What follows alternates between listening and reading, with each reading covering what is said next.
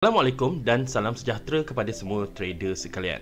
Dalam video kali ini, kita akan memahami dua konsep paling penting dalam dunia forex, iaitu liquidity dan volatility. Kedua-duanya menentukan bagaimana harga bergerak, bila pasaran paling aktif dan bagaimana anda sepatutnya mengurus risiko dengan lebih bijak. Video ini sesuai untuk trader baru maupun berpengalaman yang ingin memahami dinamika pasaran dengan lebih mendalam. Jadi persoalannya, apakah itu liquidity?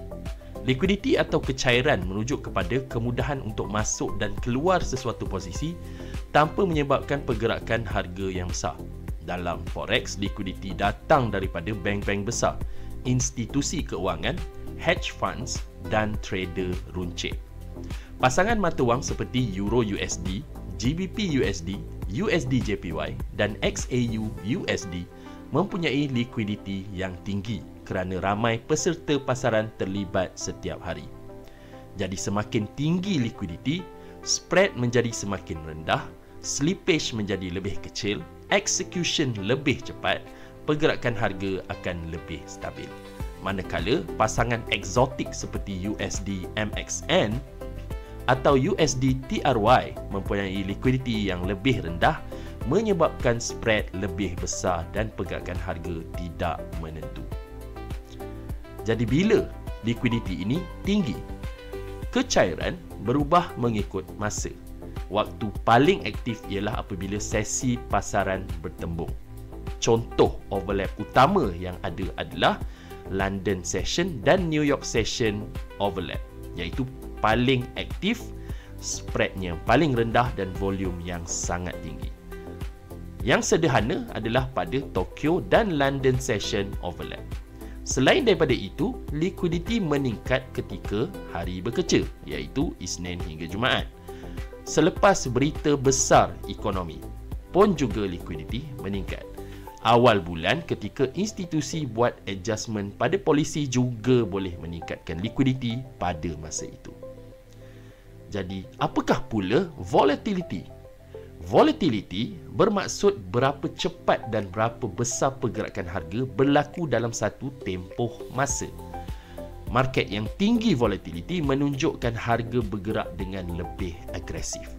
Contoh pair yang biasa volatile adalah GBP JPY, XAU USD Gold, Nasdaq dan indeks-indeks lain. Jadi volatility tinggi memberikan peluang profit lebih besar, tetapi juga meningkatkan risiko kerana harga boleh bergerak jauh melawan posisi dalam masa yang singkat. Jadi apa pula faktor yang menyebabkan volatility ini? Terdapat beberapa faktor utama yang mencetuskannya, iaitu nombor 1, data ekonomi besar, contohnya non-farm payroll atau NFP, CPI, GDP dan PMI. Harga boleh bergerak sangat pantas dalam masa beberapa saat sahaja. Kedua adalah keputusan bank pusat, iaitu FOMC, ECB, BOE dan BOJ. Perubahan kadar faedah memberi impak besar kepada mata wang masing-masing. Ketiga adalah sentimen global, termasuklah konflik geopolitik, krisis keuangan dan juga perubahan risiko pasaran. Dan yang terakhir adalah pergerakan institusi besar, iaitu order besar daripada bank atau hedge fund yang boleh mencipta lonjakan harga. Jadi apa pula hubungan antara liquidity dan volatility? Liquidity dan volatility saling berkait rapat.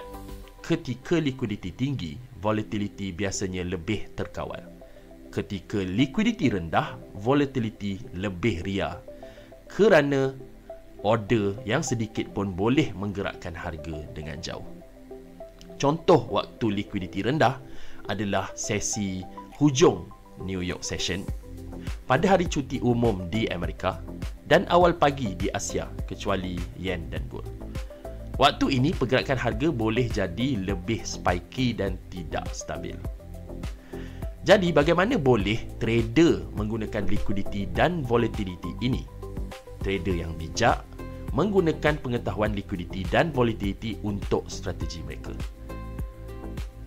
Tips yang praktikal yang saya boleh berikan dalam video kali ini ialah nombor 1, trade pada pair yang sesuai tahap pengalaman anda. Newbies mungkin boleh trade pada Euro USD dan GBP USD. Trader advance boleh pergi dan trade pada Gold dan GBP JPY.